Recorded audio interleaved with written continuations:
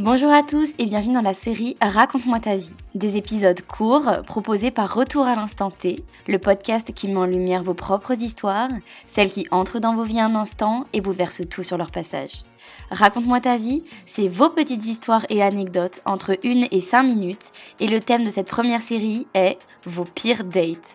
Je vous laisse les découvrir, bonne écoute! Mon pire date, c'était mon second rendez-vous avec un mec que je kiffais vraiment bien. Notre premier rendez-vous ensemble s'était super bien passé. Il y avait un super bon feeling, on rigolait trop ensemble. Donc voilà, il me propose pour ce second date de venir dans sa campagne à 1h30 de Paris.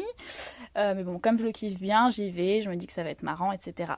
Donc j'arrive, au final, déjà il me propose qu'on aille boire un verre chez un pote à lui. Bon, bah pourquoi pas, moi je suis plutôt...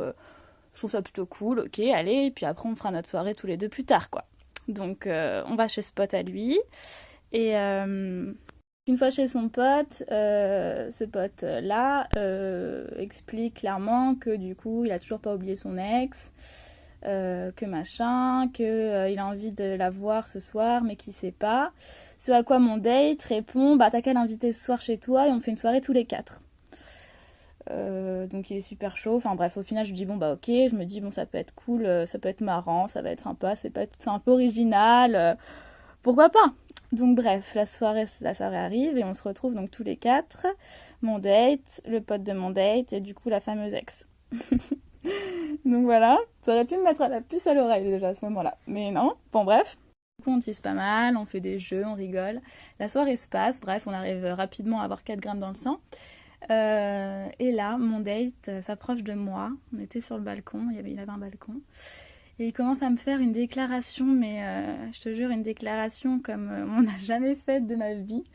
En me disant je t'aime, t'es une femme géniale, j'ai jamais rencontré quelqu'un comme toi, je veux faire ma vie avec toi, j'ai jamais eu ce feeling là avec quelqu'un, mais je suis tellement fou amoureux de toi. Enfin, en me disant des choses vraiment...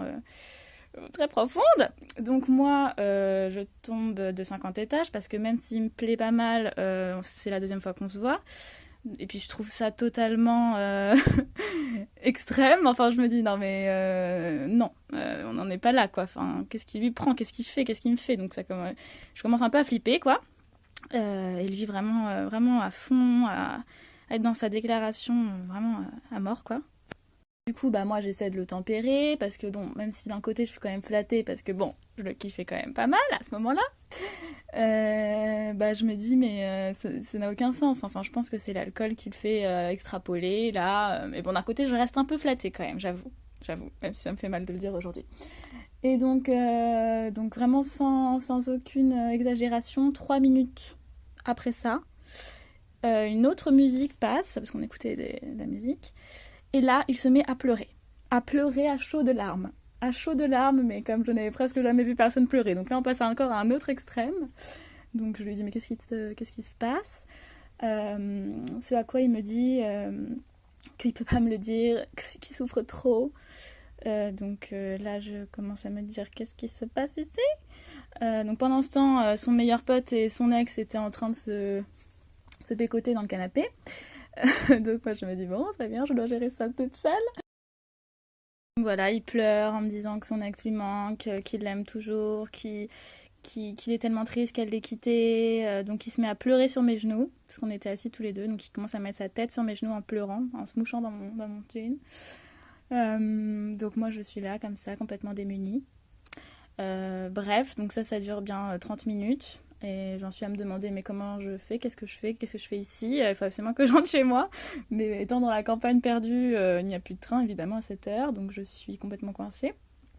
Mais bon, je me dis que bon, c'est pas grave, je rentrerai le lendemain. Bref, du coup on continue la soirée, mais ce n'est pas fini. C'est pas fini. C'est pas fini puisque à un autre moment un peu plus tard, donc moi je suis un peu là, mais en même temps j'ai plus envie d'être là. Et il y a cette fameuse ex qui vient me voir et qui me dit ouais franchement depuis toute la soirée je te regarde, je te trouve vraiment trop belle et j'aimerais vraiment bien faire un truc avec toi. Donc moi, complètement naïve et vraiment éloignée de ce qu'elle pourrait penser, je dis mais grave, ouais, moi aussi je t'aime bien, machin. Puis là, elle me propose qu'on fasse un plan à 4 avec donc son ex, moi et donc mon date, mais très clairement, avec un regard très, très, très, très profond, très profond.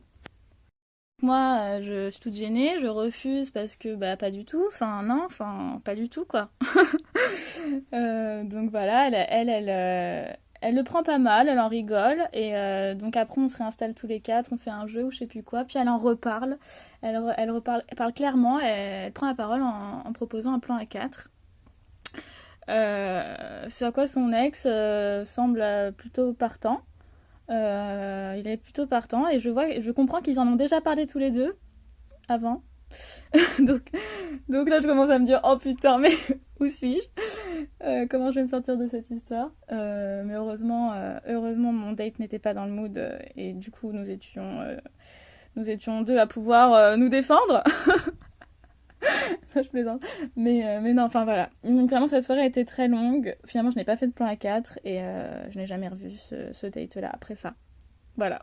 Mais ça fait des bons souvenirs.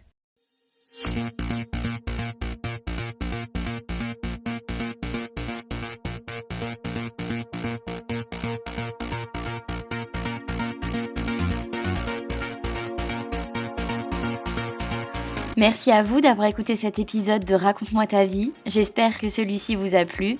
N'hésitez pas à m'envoyer par mail votre pire date à vous. Un grand merci pour ce témoignage anonyme et je vous dis à très bientôt pour un prochain épisode.